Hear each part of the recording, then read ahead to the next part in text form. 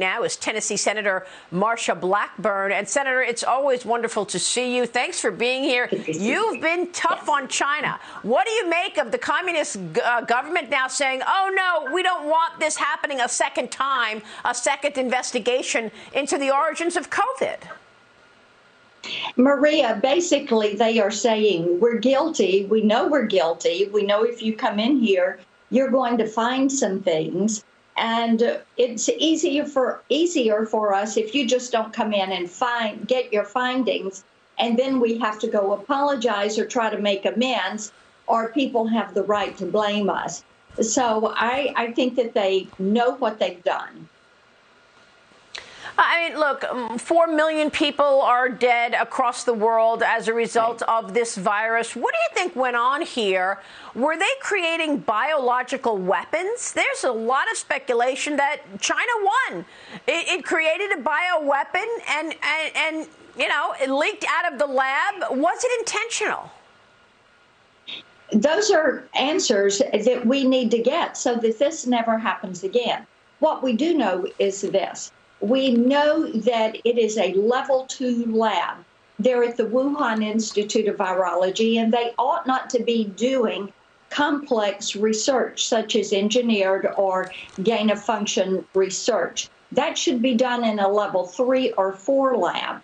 We have one in Vanderbilt in Nashville. We have another over in North Carolina. But Wuhan does not have that same safety rating. So we know that. We know what they did in locking down Wuhan. We know that they have said, well, maybe it came from the wet market. But Maria, here is what we have to look at.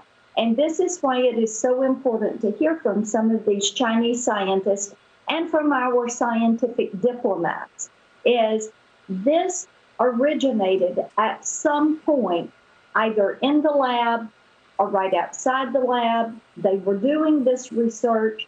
Somehow it is either out of the lab intentionally or unintentionally, or is spreading. We don't know these answers, and that is what we need to hear.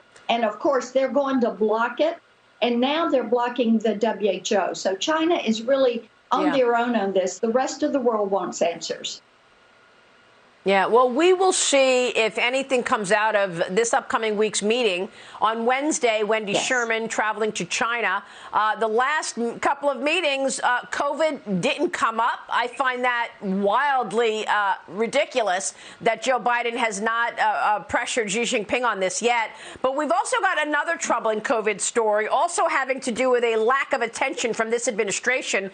Fox News has learned that the number of migrants who have tested positive for COVID coming over the border in the Rio Grande Valley was up 900%, Senator, in June. That's up from the past 14 months. And now we know that 30% of these migrants are refusing to get the COVID vaccine. So you've got a border crisis that is worsening and turning into a COVID crisis. Indeed, you're right. And bear in mind, we have people from about 160 different countries that have come in. And when you look at these vaccination rates of the countries where people are coming, Maria, it is astounding that so few have received vaccinations. And yes, indeed, as you've said, the spike in the COVID rate and what it is doing to these border counties, we're all looking at these numbers and the climbing of those numbers and the concern of these local mayors, the sheriffs, the concern for the Border Patrol, who have seen a rise in COVID cases. But also bear in mind, they now have planes they're bringing in, they're putting migrants on the planes, they are flying them around the country. So every state's a border state, every town's a border town. And will we see a spike in COVID due to this? Probably so. It is so unfortunate. It is so uncalled for. It's just extraordinary. Real quick before you go, Senator, we've got investors watching. What should they expect in terms of domestic spending, this infrastructure plan, and then the $3.5 trillion plan with higher taxes that President Biden is trying to jam through reconciliation? Well, it is a tax and spend spree for the Democrats in this $3.5 trillion plan, which is really about a $5 trillion plan. It's Bernie's budget buster.